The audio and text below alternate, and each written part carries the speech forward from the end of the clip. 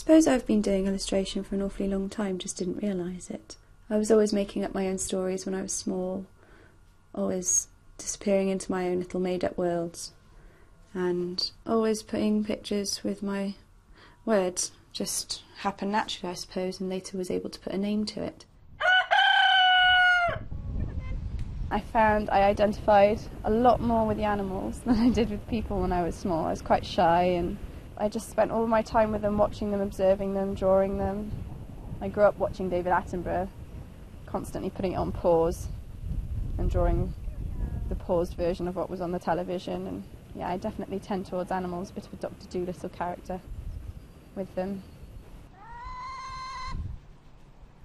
You can watch them doing their little thing, little personality shining through, and the smallest mannerism can suddenly spark an idea. And before I know it, I'll have a little story. Just the text comes with it.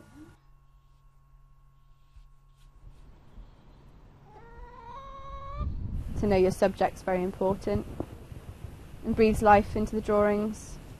So with any project, wherever possible, I'll draw from observation to begin with, and then take it into the studio and develop it into its own little character.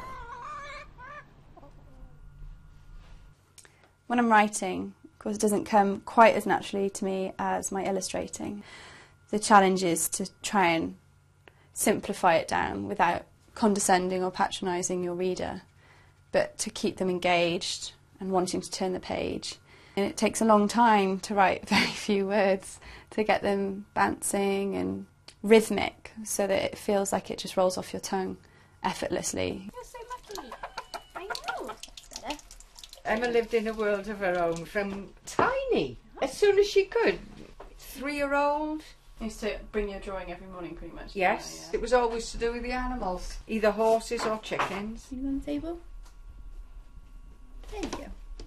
So long as I have my computer, my paintbrushes and my paints, and good internet connection, then I can do my work from anywhere, technically. I send all my stuff digitally over the internet anyway. Everything I scan myself manually at home. That's what I send to the publishers, all painted up, ready to go. World's my oyster. A lot of people, if you say to them when they ask you what you do, that you're an illustrator, they don't respect you like somebody who's got a skilled trade like a carpenter or a mechanic or a plumber. They still think of it as just a little hobby. It's not, it's been a passion of mine all through my life, and I intend to make a career out of it. I've had, in the last year, 4 book deals thrown my way, and it's just amazing to finally be realising a career in illustration. It's just fantastic. That's where I start to, what looks like to anybody else, faff around. But each little brushstroke to me is very important, and just a slight slip or putting it in the wrong place can really frustrate me. Because I know exactly where I want it to go, but sometimes my hand on my brush have other ideas. Eyes are very important, can so easily go wrong. You can make them look angry when you never meant to. That's my full stop if I'm doing a character, it's the eye. There you are. Hattie. I hadn't worked up a whole book into final artwork before, it was brand new to me. Open the window. But once it was finished, it was so worth seeing it in its book form. So exciting.